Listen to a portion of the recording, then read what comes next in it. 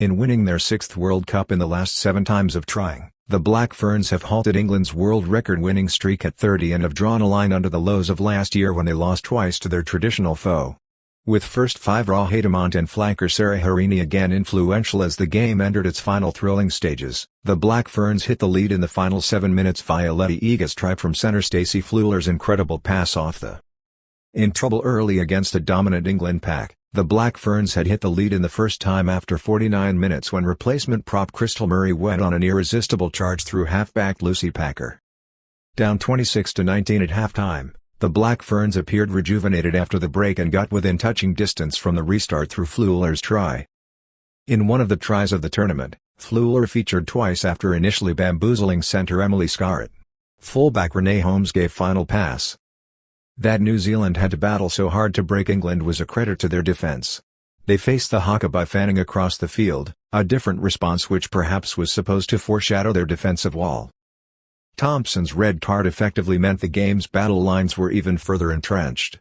The Black Ferns had to double down on their attacking intent as England were always short defensively. It also meant England had to play to their own strengths. The 4 tries from line-out drives indicated what that was, but the Black Ferns scored 2 first-half tries via their own maul.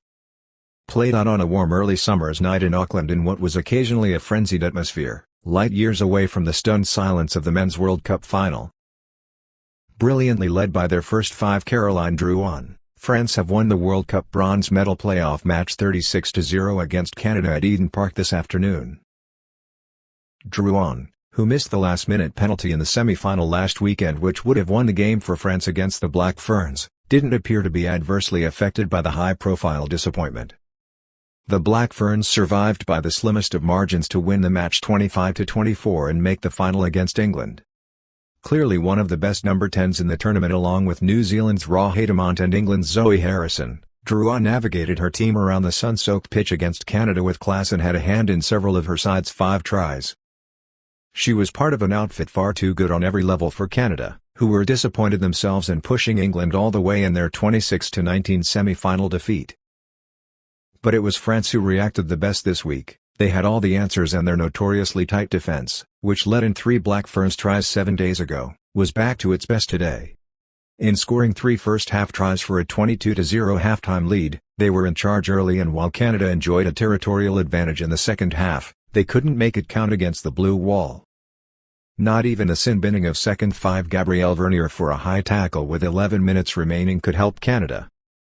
France wing Marine Ménager scored a try in each half, with halfback Pauline Bourdon, who also made the scoresheet, a clever au pair. France 36, Marine Ménager 2, Matisou Fall, Pauline Bourdon, Anaël Adichet tries, Caroline Drouin pen, 4 cons. Canada 0.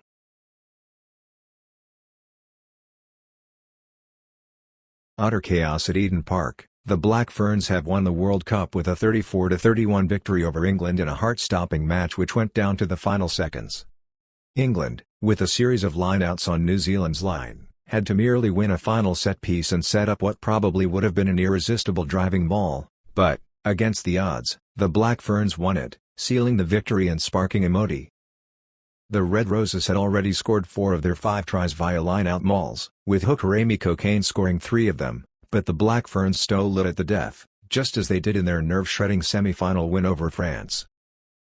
In a fitting last match in what was a thrilling final series over the past 2 weekends, the Black Ferns had a 1-player advantage for 3/4 of the match after England wing Lydia Thompson was red-carded for a high tackle, head-on-head.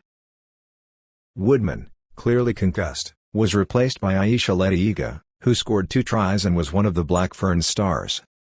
The Black Ferns had card drama of their own. Loose forward replacement Kennedy Simon yellow-carded for a high tackle in the 65th minute. In winning their 6th World Cup in the last 7 times of trying, the Black Ferns have halted England's world record winning streak at 30 and have drawn a line under the lows of last year when they lost twice to their traditional foe. With first 5 Raw Haidamont and flanker Sarah Harini again influential as the game entered its final thrilling stages, the Black Ferns hit the lead in the final 7 minutes via Letty Ega's try from centre Stacey Fleuler's incredible pass off the. In trouble early against a dominant England pack, the Black Ferns had hit the lead in the first time after 49 minutes when replacement prop Crystal Murray went on an irresistible charge through half-back Lucy Packer. Down 26-19 at halftime, the Black Ferns appeared rejuvenated after the break and got within touching distance from the restart through Fleuler's try. In one of the tries of the tournament, Fleuler featured twice after initially bamboozling center Emily Scarrett. Fullback Renee Holmes gave final pass. Played out on a warm early summer's night in Auckland in what was occasionally a frenzied atmosphere, light years away from the stunned silence of the Men's World Cup final. Here in 2011, England stamped their dominance early with fullback Ellie Kildun scoring outside Woodman after only 3 minutes. After losing their semi-final to Australia, the Black Ferns Sevens bounced back to win bronze against Canada. One of the stars of the campaign, Teresa Fitzpatrick, returns to NZ and joins the 15s fold as well for her first Black Ferns test since 2019. Led by their veteran halfback Kendra Cox-Sedge, the Black Ferns thumped the Wallaroos 52-5 in Christchurch in their most comprehensive performance to date under Smith. Despite that, he continues to demand more from the team with the World Cup nearing. June 12, 2022, Ruby Tui shines against Canada. In just her second Black Ferns test, Ruby Tui shows her worth with a brace in a comprehensive 28-0 win over Canada. It's an improved effort overall, but Smith continues to demand more from his side as he rotates it, and 6 days later they complete an unbeaten run in the Pacific 4 Series with a 50-6 win over USA in the Whangarei Wet. June 29, 2022, players double up duties with Com Games selections. Black Ferns Sarah Harini, Portia Woodman and Stacey Fleuler are named in the Black Ferns Sevens squad for the Birmingham Commonwealth Games. Fellow Sevens sister Ruby Tui misses out. August 1, 2022, Black Ferns Sevens settle for Birmingham bronze. After losing their semi-final to Australia, the Black Ferns Sevens bounce back to win bronze against Canada. One of the stars of the campaign, Teresa Fitzpatrick, returns to NZ and joins the 15s fold as well for her first Black Ferns test since 2019. Kendra Cox-Sedge has officially signed off from her playing days in rugby, writing an emotional letter to her sport reflecting on the 30-year playing career it gave her. Cox-Sedge played her final game of rugby last Saturday in the Black Ferns' dramatic 34-31 win over England in the Rugby World Cup final at Eden Park after announcing earlier this year the tournament would be her swan song. The 34-year-old took to social media to reflect on her career now that her boots were hung up. "Dear Rugby, I can't thank you enough for what you have given me over the last 30 years, Cox-Sedge began. When I first met you I didn't know what to do. I ran the wrong way, passed the ball forward, got my hair pulled, got told I couldn't play with boys. But I persevered with you and I am so grateful for that. You have taught me many life lessons, such as how to lead, how to work in a team, how to deal with pressure. You've taught me about passion, commitment, and you have given me confidence on and off the field. You have given me purpose for 30 out of my 34 years. The list could go on." Cox-Sedge added the most valuable thing rugby gave her though was friendships and connections with people from all around the world. "I have met some incredible people who now will be lifelong friends. I am going to feel lost without you, but in one way or another I know you're still going to play a role in my life over the years ahead. Rugby, you made my dreams come true like never before, and I hope that any young girl and boy can live the dream that you gave me. Thank you." Cox-Sedge received a flood of supportive messages in response from the rugby community as well as other New Zealand celebrities, with former All Black Israel Dag,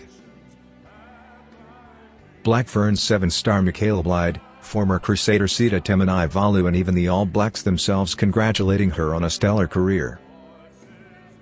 Cox-Sedge retires as the Black Ferns' most capped player with 68 tests, with 3 World Cups to her name.